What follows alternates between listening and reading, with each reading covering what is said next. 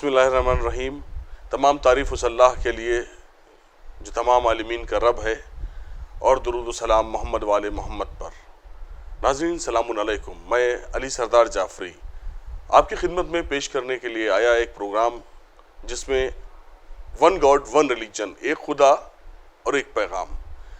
इस प्रोग्राम का मकसद ये है कि हम अपने अलावा दूसरे भी मज़ाहिब की किताबों के ज़रिए से ये जानने की कोशिश करें कि क्या एक खुदा एक पैगाम का कॉन्सेप्ट उन किताबों में भी मौजूद है। हमारे साथ मौजूद हैं हमारे मेहमान जनाब सैयद हैदर साहब। सलामुन अलैकुम। औज़ुबिल्लाहि समीउल अलीम मिनश शैतानिर रजीम। बिस्मिल्लाहिर्रहमानिर्रहीम। जैसा आपने अभी फरमाया कि हमारा मौजू है एक खुदा एक पैगाम, और मैं इसमें एक लाइन और आगे बढ़ाता हूँ, एक खुदा एक पैगाम सुन ले काश ये इंसान। क्योंकि सुन नहीं रहे हम। वो पैगाम एक हर ज़माने में आता रहा, हर ज़माने में बस एक खुदा है। अगर हर कोई यही बिलीव करता है, यही यकीन रखता है कि हर के एक ही खुदा तमाम कायनात का, तमाम सृष्टि का एक ही मालिक है, तो ये कैसे मुमकिन है कि उस एक खुदा ने अलग अलग जगहों के ऊपर एक दिखाई देने वाला जो एकदम कॉन्ट्रडिक्टरी मैसेजेस दिए होंगे। क्योंकि अभी हम जो फॉलोअर्स हैं, अगर उनका हम तरीक़ाकार देखें तो हमको दिखाई देता है कि वो बिल्कुल कॉन्ट्रडिक्टरी, ऐसे आप कह ही नहीं सकते कि एक ही पैगाम है जो दिया गया होगा। अब मसला ये है कि ये कैसे हम इस नतीजे पर पहुँचे कि एक ही पैगाम है जो हर ज़माने में दिया जा रहा था। असल में देखिए हुआ क्या है, अगर आप इस्लाम को ही देखें तो हम तो सबसे 1400 साल सिर्फ गुज़रे हैं जब रसूल अल्लाह ने इस्लाम को कामिल किया और एक किताब कुरान मजीद को हमारे दरमियान दिया। लेकिन 1400 साल के वक्फ़े में हमने ही इस्लाम को कितने अलग अलग तरीके से समझा कि आज हम एक दूसरे को मारने के लिए, एक दूसरे को नुकसान पहुंचाने के लिए तैयार हैं। तो जब 1400 साल में डेविएट होकर हम इस लेवल के ऊपर आ गए कि हम जो है एक अलग अलग फ़िक्रें हमने बना रखी हैं, और जो फ़िरक़े हैं वो उन्हीं को देख के नहीं लगता कि एक ही खुदा और एक ही रसूल को मान रहे हैं, तो फिर हमको ये समझना होगा कि और पहले जो पुराने मज़ाहिब हैं, जो मान लीजिए 2500 साल पुराने हैं, 3000 साल पुराने, उनको भी कहीं ना कहीं समझ में उन्हीं किताबों को, जो किताबें उनको दी गई थी, वो उनकी ज़बान में दी गई थी। ये कुरान ख़ुद कह रहा है कि हमने हर इलाके में किताबें उन्हीं की ज़बान में दी, तो उन्हीं की ज़बान में बोलते हुए पैगंबरों को भेजा। तो वो मैसेज को कई बार हम मिसिंग लिंक्स की वजह से, कई बार डिस्टॉर्शंस हुए हैं, तहरीफ़ात हुई हैं, उनकी वजह से हम नहीं समझ पाए। मैंने कोशिश की कि उन सारी जो किताबें, जो आसमानी किताबें कहलाती हैं, जो इलाही मज़ाहिब कहलाते हैं, उनकी जो ओरिजिनल स्क्रिप्चर्स हैं, ओरिजिनल स्क्रिप्चर्स की बात कर रहा हूँ, ओरिजिनल स्क्रिप्चर्स को एक बार एक नई रोशनी में पढ़ने की कोशिश की, और एकदम साफ़ तरीके से नज़र आ रहा है कि एक ही पैगाम है। आप अगर इन डिस्कशंस में आगे हम जब इंशाल्लाह देखेंगे, आगे बढ़ेंगे, तो आप देखेंगे कि एक ही पैगाम है जो दिया जा रहा है। ये बिल्कुल साबित हो जाएगा किताबों से। और जो आज जो हमें दिखाई दे रहा है कि मुख्तलिफ़ रास्ते हैं, वो मुख्तलिफ़ रास्ते जो हैं वो एकदम वाज़े हो के एक पैगाम जो है सामने नज़र आने लगे। अब हमने तो बहुत सारी चीज़ें अपनी अक़ल से ऐसे समझी कि हम उसकी वजह से हमने बहुत सारी प्रॉब्लम्स खड़ी कर दी हैं। तो ये मैसेज जब रसूल अल्लाह ने दिया, ला इलाहा इल्लल्लाह, कोई खुदा नहीं है सिवाय खुदा के, there is no God but the God, वो ख़ास खुदा, तो वो एक अल्लाह है, वो पूरी कायनात का खुदा है। और रसूल कह रहे थे कि अगर तुम उस एक अल्लाह को मान रहे हो तो वही खुदा को मानना है।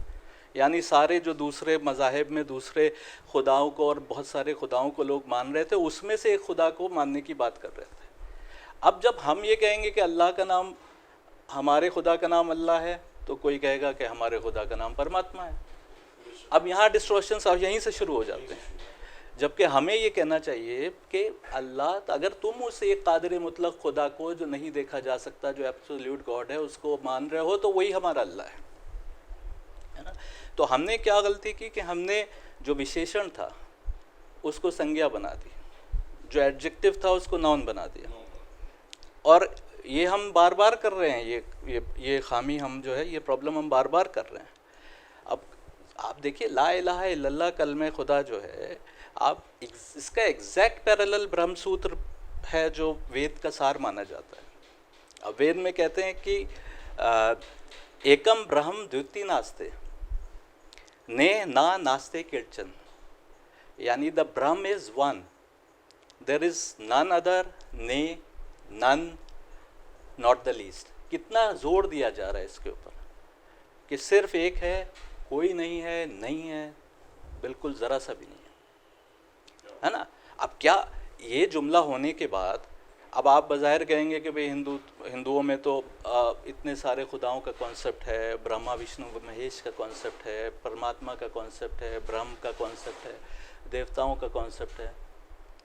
लेकिन आप ये देखिए कि अभी आप जब डिस्कशंस में आगे बढ़ेंगे तो आपको वो सब कॉन्सेप्ट जो हैं वो आप देखेंगे कि वो सब एक ही पैगाम और एक ही मकसद पर हम आते दिखाई देंगे।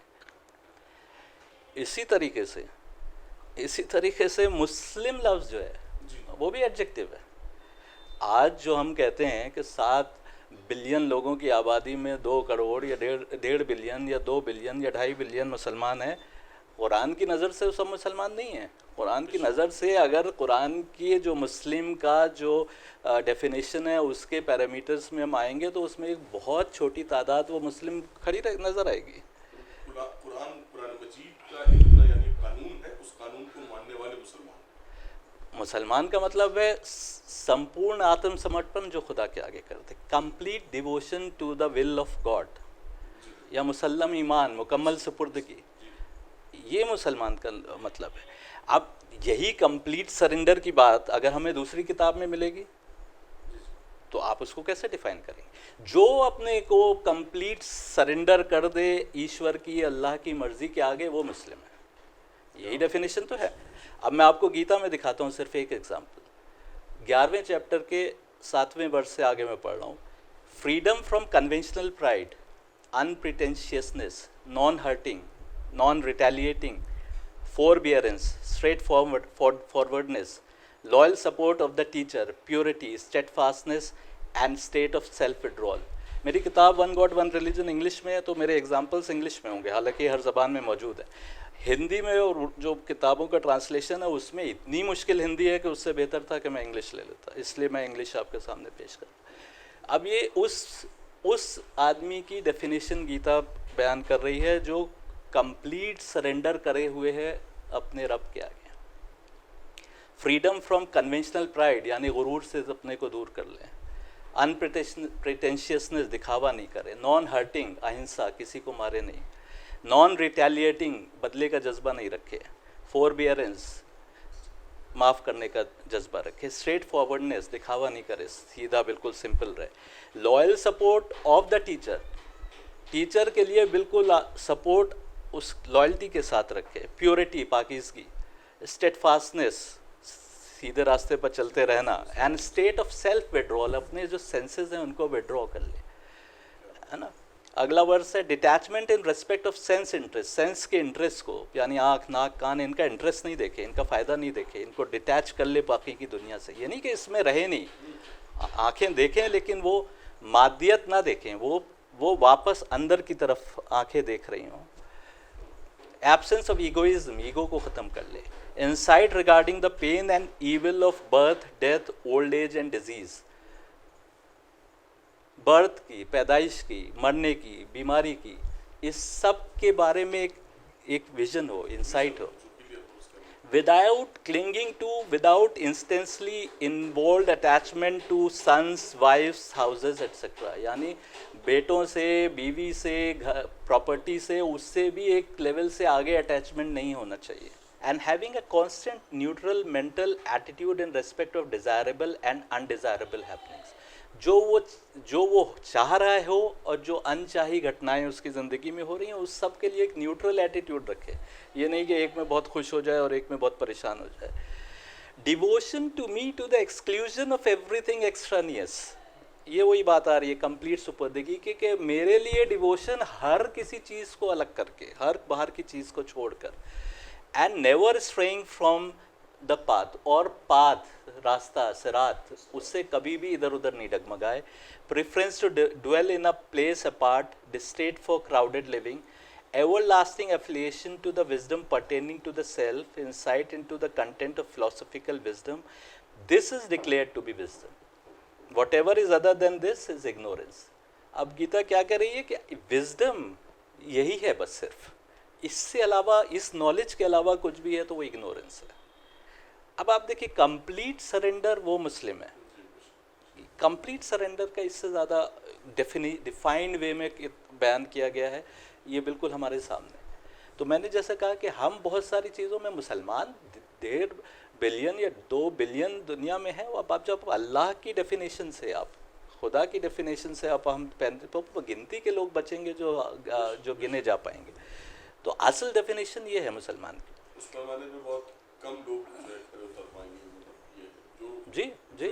और कुरान भी सूरह बकरा की 112वीं आयत है, वो यही बात कह रही है कि no rather whoever submits his whole being to God, जो अपने को मुकम्मल तौर पर सबमिट कर दे खुदा के आगे, as one devoted to doing good, aware that God is seeing him, his reward is with his lord, and all such will have no fear nor will they grieve. और कुरान ये नहीं कह रहा कि जो कलमा पढ़ रहे हैं वो हुएवर, जो भी, क्योंकि मुस्लिम की डेफिनेशन में वही आ रहा है, जो भी अपने को पूरा का पूरा अल्लाह के आगे सुपुर्द करते हैं। Whoever submits his whole being to God as one devoted to doing good, और डिवोटेड रहे अच्छा करने के लिए, अच्छे अमल, अच्छे कर्म करने के लिए, और ये सोचते हुए कि अल्लाह उसको देख रहा है, उसका रिवॉर्ड, उसको कोई डर नहीं होगा, और उसका रिवॉर्ड, उसका अजर उसके खुदा की तरफ से होगा, है ना। अब यहाँ पर मुसलमान की बात तो नहीं हो रही है ना, यहाँ तो मुस्लिम की डेफिनेशन बयान हो रही है ना। तो मुसलमान की डेफिनेशन, अब देखिए, अगर हमने वाज़े तौर के ऊपर मुस्लिम को नाउन न समझा होता, इसम नहीं समझा होता, और हम जानते होते कि मुस्लिम एडजेक्टिव है, तो हमारे सामने मानी क्लियर हो जाते हैं। अब यही बिल्कुल हमने लफ्ज़ काफिर के साथ किया है। जो तरीक़ा हमने लफ्ज़ मुस्लिम के साथ इस्तेमाल किया, वही तरीक़ा हमने लफ्ज़ काफिर के साथ इस्तेमाल किया है, कि हमने काफिर को भी नाउन बना लिया। कि हिंदुस्तान में जो लड़ाका आए, वो लड़ाका थे और हिंदुस्तान पर फतेह करते चले गए, उन्होंने यहाँ जो लोग रह रहे थे उनको काफिर काफिर काफिर कहना शुरू कर दिया, बिना ये सोचे कि काफिर भी एक एडजेक्टिव है जिसकी डेफिनेशन है, उस डेफिनेशन में जो आए वो काफिर है। अगर आज के यहाँ के हिंदू या कोई भी उस डेफिनेशन में नहीं आ रहा है, तो अब मुसलमानों के ऊपर लोग कहते हैं कि यहाँ के ऊपर ये कुरान कह रहा है कि काफिर को कत्ल कर दो, है ना। तो हमें ये भी देखना पड़ेगा कि कुरान क्या कह रहा है, और कुरान की रूह से काफिर की डेफिनेशन क्या है। हमें कुरान की आयतों को देखना होगा। अमूमन देखा गया है कि मुस्लिम्स गैर मुस्लिम को ही जो है जी काफिर ठहराना शुरू कर देते। तो क्या ये मतलब अपनी जगह कैसा सही है, या मतलब इसका क्या सही रूप क्या हो सकता है? जी, लेकिन हम ईसाइयों को काफिर नहीं कहते। हालांकि अगर मूर्ति पूजा करने वाला काफिर है हमारी डेफिनेशन में, तो आज तो ईसाइयों ने भी हज़रत ईसा और जनाब मरियम की मूर्तियां बना रखी हैं, है ना। अगर शिर्क करने वाला काफिर है तो उन्होंने भी हज़रत ईसा को खुदा का बेटा बना रखा है ना। तो हमारी डेफिनेशन क्या है, अभी हमें देखना पड़ेगा कि काफिर की क्या डेफिनेशन है। अगर कोई भी जो आपके मज़हब पे नहीं है वो काफिर है, ये तो बड़ी अजीब सी डेफिनेशन हो गई। अगर एक खुदा को ना मानने वाला काफिर है, तो आप हिंदुओं में कितने आर्य समाजी हैं जो ना मूर्ति की पूजा करते हैं और एक खुदा को मानते हैं। हाँ, तो अब काफिर की डेफिनेशन, जैसा मैंने कहा कि हमको देखना होगी, एक नाउन नहीं है कि हम जिसको हर कोई जो इस्लाम के दायरे में नहीं है, जो अपने को मुसलमान नहीं कहता, हम उसको काफिर कहते हैं। काफिर, अब कुरान से ही हम एक बार देखें कि काफिर क्या है। 86 सूरह की 15वीं आयत हम देखते हैं कि they are busy making schemes and I am making a scheme. वो पुरफरेब तदबीरों में लगे हुए हैं और मैं अपनी तदबीर बना रहा हूँ, ये अल्लाह कह रहा है। बस आप काफरों को मोहलत दे दीजिए, उन्हें थोड़ी सी ढील दे दीजिए। ये अगली आयत है। तो यानी आप देखिए कि काफिर का मानी इस आयत से अगर हम कह रहे हैं कि वो स्कीम्स बना रहे हैं, वो आपके खिलाफ प्लान बना रहे हैं, और खुदा कह रहा है कि आप बस उनको, ये भी नहीं कह रहा है यहाँ के ऊपर एक आध जगह है कि उनको कत्ल करने की बात, लेकिन यहाँ पर ये नहीं कह रहा है। यहाँ पर कह रहा है कि बस उन काफिरों को भी आप मोहलत दे दीजिए, रसूल से कह रहा है कि आप उनको टाइम दे दीजिए, वक्त दे दीजिए और थोड़ी सी ढील और दे दीजिए, फिर अल्लाह उनको रास्ता दिखा देगा या जो भी करेगा। तो इसी तरीके से 47वें सूरे की चौथी आयत हम देखते हैं, so when you meet those who disbelieve in war smite at their necks. यहाँ पर मारने की बात हो रही है, लेकिन क्या कहा रहा है, क्या कहा जा रहा है कि when you meet those who disbelieve in war, जो काफिर हैं उनसे जब तुम जंग में मिलो, यानी जंग जब शुरू हो जाए, यानी और कोई तदबीर ना बचे आपके पास, तब अगर तुम मिलो तब उनकी गर्दनों पर हमला करो।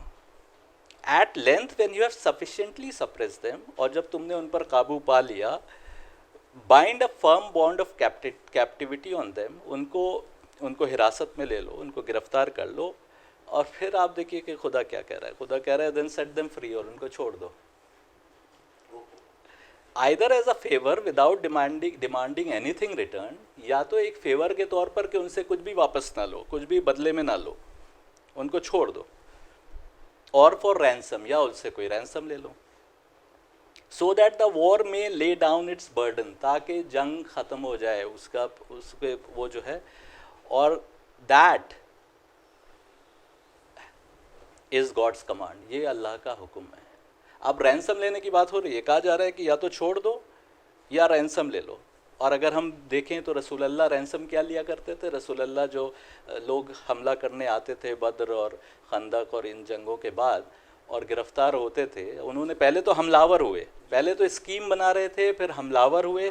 हमलावर होने के बाद जब वो पकड़े गए तो उनसे रैंसम ये लिया करते थे कि अगर तुम पढ़े लिखे हो तो हमारे किसी जो नहीं पढ़ा लिखा है उसे पढ़ा दो और तुम आज़ाद हो। अब काफिर के साथ रसूल अल्लाह का सलूक आप देखिए, जो काफिर हैं, जो ओपनली काफिर हैं, जो वहाँ पर आपके ख़िलाफ़ तदबीरें भी बना रहे थे और आप पर हमला करके भी आ गए। अब हिंदू काफिर, हिंदू तो उस वक्त रसूल अल्लाह के उस एरिया ऑफ इन्फ्लुएंस में थे ही नहीं, तो ये तो मुसलमानों ने बाद में टर्मिनोलॉजी को यहाँ तक ले आए, और वो जिनसे वहाँ लड़ रहे थे जैसे कुफ़ार, उनको यहाँ के ऊपर भी हमने काफिर कहना शुरू कर दिया। तो काफिर की डेफिनेशन को अगर देखा, जैसे कि एक पर्टिकुलर अभी आपने एक मुस्लिम के लिए एक आपने एक डेफिनेशन दी, काफिर का भी कोई अपना एक डेफिनेशन है जो इस तमाम चीज़ों से जी हमें मतलब इसके कुरान में से ही देखने होंगे, है ना। लेकिन मैं अभी ये कह रहा था कि हमें सबसे पहले ये देखना होगा कि रसूल अल्लाह ने काफिर जो डिफाइंड हैं उनके साथ क्या सलूक किया। हमें एक बहुत मशहूर वाक़या है कि वो बूढ़ी औरत जो उनके ऊपर कूड़ा फेंका करती थी, मेरी नज़र से वो काफिर नहीं थी, वो अनजान थी। अभी हम आगे देखेंगे काफिर का मतलब जो निकल के आ रहा है वो ये कि जो जानते हुए सच को छुपलाए और फिर तुम्हारे खिलाफ कॉन्स्पायर करे, तुम्हारे खिलाफ जो है स्कीम्स बनाए, जानते हुए सच को छुपलाए, है ना। तो वो नहीं जानती थी, वो कूड़ा फेंक रही थी। और रसूल अल्लाह का आप देखिए, उस वक्त मक्का एक छोटा सा शहर था, उसमें 20 50 सैकड़ों गलियां होंगी। रसूल अल्लाह उसी गली से क्यों निकलते रहे? रास्ता बदल भी सकते थे, वो कूड़ा फेंक रही थी, दूसरे रास्ते चले जाते, लेकिन उसी गली से निकलते रहे क्योंकि जान रहे थे कि ये अनजान है बेचारी। और जब उसने कूड़ा नहीं फेंक पाई 2-3 दिन, तो फिर आप उसकी इयादत को, उसको पूछने चले गए उसकी तबीयत को, और उस दिन जान गई कि ये कोई आम इंसान नहीं हो सकता, है ना। कुफ़ार मक्का के साथ रसूल, वो तो काफिर थे खुले हुए, ये औरत काफिर नहीं थी लेकिन वो काफिर थे खुले हुए। जब फ़तेह मक्का हुई और दाखिल हुई, मुसलमान जो है मक्का में दाखिल हुए, तो एक आम हुक्म दे दिया गया कि जो इस्लाम के फोल्ड में दाखिल हो जाएगा, या जो हथियार डाल देगा, या जो शहर छोड़ के चला जाएगा, या जो सबसे बड़ा दुश्मन था अबू सुफियान उसके घर में शरण ले लेगा, उसके लिए माफ़ी। तो अगर आज मुसलमान जो हैं किसी को काफिर कह के मारने काटने लग जाएं, तो उनको देखना पड़ेगा कि रसूल अल्लाह की ज़िंदगी में उन्होंने कैसे इस डेफिनेशन के लोग जो इस डेफिनेशन में आ रहे थे उनके साथ क्या सलूक किया। तो हम अगर कफर, लफ्ज़ कफर का ओरिजिनल मीनिंग जैसे मैंने अभी कहा हम देखें तो इसका मतलब है कि जो छिपा ले कोई चीज़ या कोई चीज़ को झुटला दे। तो कफर, किसान के लिए भी कफर का लफ्ज़ इस्तेमाल होता है क्योंकि वो बीज को ज़मीन में छिपा देता है। तो आप कुरान में ही देखिए कि डेफिनेशन बिल्कुल वाज़े तौर पर आ रही है। 14वें सूरे की 32वीं आयत अगर हम देखें, Allah is the one who created the heavens and the earth and sent down from the sky water, then brought forth from it of the fruits a provision for you, subjected for you the ships so that they may sail in the sea by his command, and subjected for you the rivers. अल्लाह वो है जिसने तुम्हारे लिए जो है जन्नत और ज़मीन बनाई और पानी भेजा और फ्रूट्स पैदा किए, फल पैदा किए और सब कुछ। और ये सब कहने के बाद and he subjected for you the sun and the moon, उसने तुम्हारे लिए सूरज और चांद को बनाया, but constantly pursuing their courses, both constantly pursuing their courses, and subjected for you the night and the day, रात और दिन बनाया। And he gave you of all what you asked of him, and if you count the favor of Allah, not you will be able to count them. Indeed the man is surely unjust. और यहाँ पर कुफ़ार का लफ्ज़ इस्तेमाल हो रहा है ungrateful, यानी वो सब तो देख रहा है, चांद सूरज देख रहा है, वो जन्नत दोज़ख सब चीज़ों की जानकारी होने के बाद अगर वो उसको झुटला रहा है तो he is surely unjust, और वो काफिर है, उसके लिए कुफ़ार का लफ्ज़ इस्तेमाल हुआ है। एक जगह कुरान में यहूदियों के लिए आया है कि जिनको जो कोवेनेंट दी गई थी उससे वो मुनरिफ हो गए, वो रास्ता उनको मालूम था, है ना। 17वें सूरे की दूसरी आयत से आगे, and we gave Moses the scripture, हमने मूसा को किताब दी, and made it a guide for the children of Israel, take none for protector other than me, the descendants of those we carried with Noah, he was an appreciative servant, and we conveyed to the children of Israel in the scripture, हमने Israel के जो औलादें थी उनको बता दिया कि तुम 2 बार ज़मीन के ऊपर ईविल बुराई पैदा करोगे और तुम बहुत बड़ाई तक राइज करोगे, you will rise to great height. Quran भी कह रहा है कि इसराइल वालों के लिए कि तुम बहुत ऊंचाई तक पहुंचोगे।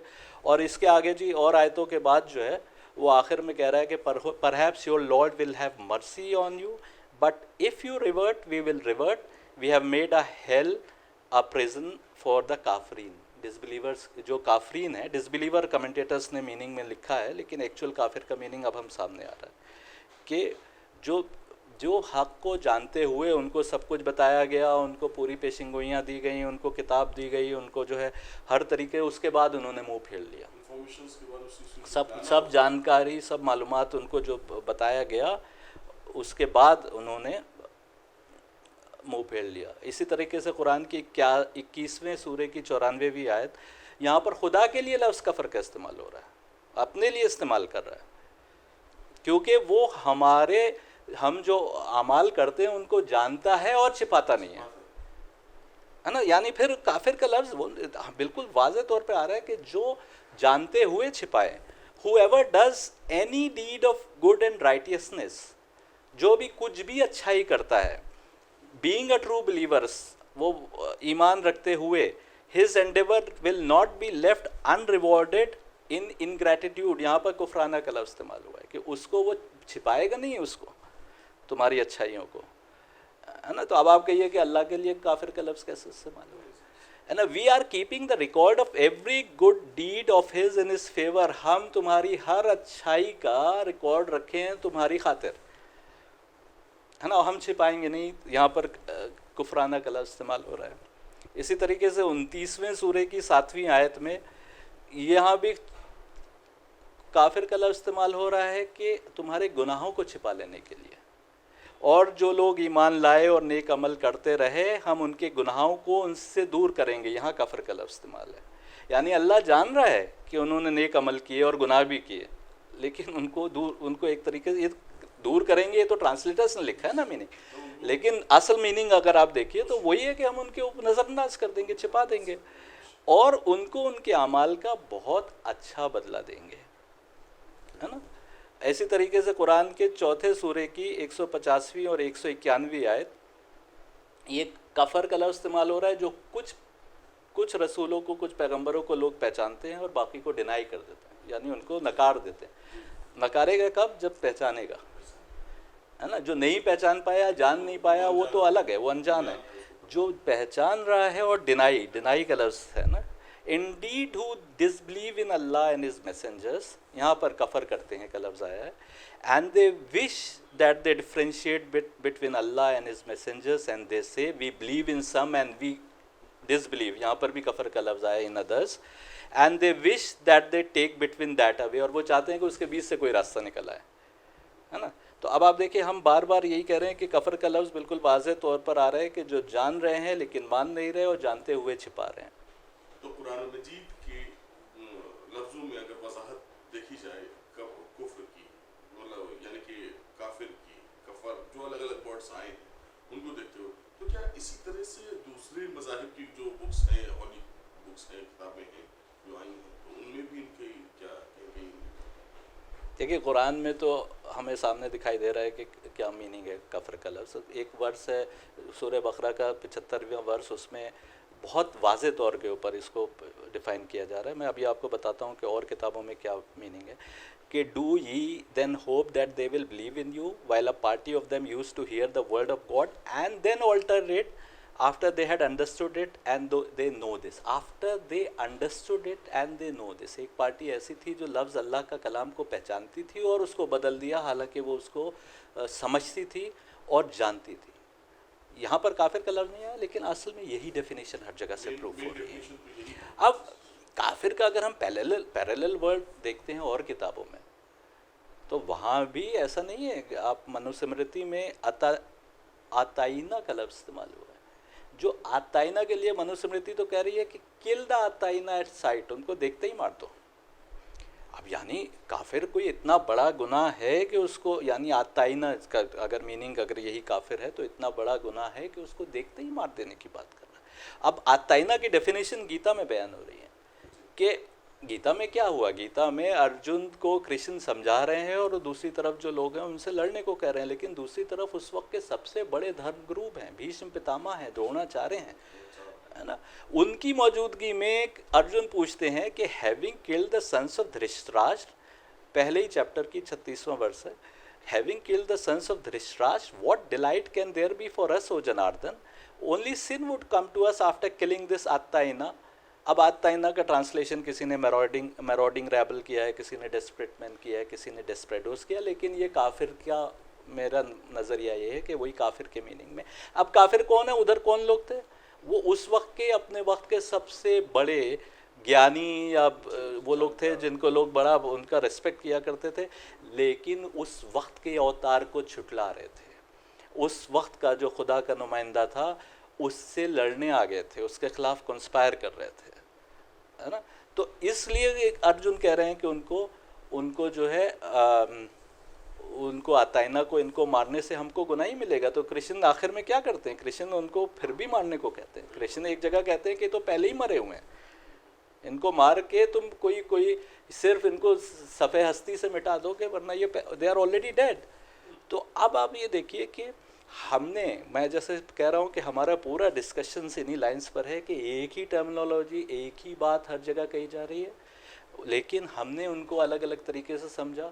हमने दूसरों को दूसरों की किताबें समझा और अपनी किताबों को हम जो है पकड़ के बैठे रहे, जबकि हमने दूसरी किताबें नहीं पढ़ी और दूसरे जो है हमारी किताबों पर वैसे ही अटैक करते रहे। अगर हम हर किताब को अल्लाह की किताब समझ के पढ़ेंगे तो बिल्कुल माने वाज़े हो जाएंगे। यानी कि अगर जितने भी मज़ाहिब के लोग हैं इस पूरी दुनिया में, वो सिर्फ अपने ही मज़हब की बातों पे और अपने ही मज़हब को, जैसे उनके जो उनको दिया गया है पढ़ने के लिए, बताया गया है सीधे रास्ते पे चलने के लिए, तो मैं समझता हूँ कि दुनिया में ये इंतशार और खलफशार एक वजाहत बस करूँगा कि जितने भी मज़ाहिब नहीं, जो किताबें अल्लाह की तरफ से जिनको हम मानते हैं कि जो खुदाई किताबें हैं, जिसको उनके मानने वाले मानते हैं कि खुदाई किताबें हैं, अगर वो मिसिंग लिंक्स को हटाकर जो मैं सामने लिंक्स दे रहा हूँ उनको लिंक्स को समझते हुए पढ़ेंगे तो एकदम वाज़े हो जाएगा कि एक ही रास्ता है और एक ही रास्ते के ऊपर हर कोई अपनी किताब से आ जाएगा, उसको दूसरे मज़हब में कन्वर्ट होने की ज़रूरत नहीं। तो नाज़रीन, ये थी हमारी एक पहली पेशकश इस प्रोग्राम की, वन गॉड वन रिलीजन, एक खुदा एक पैगाम की। हम और भी तमाम मौज़ूआत पे, मज़ाहिब पे अलग अलग बातें करते रहेंगे। तब तक के लिए इजाज़त दीजिए और आने वाला एपिसोड ज़रूर देखिएगा। खुदा हाफिज़।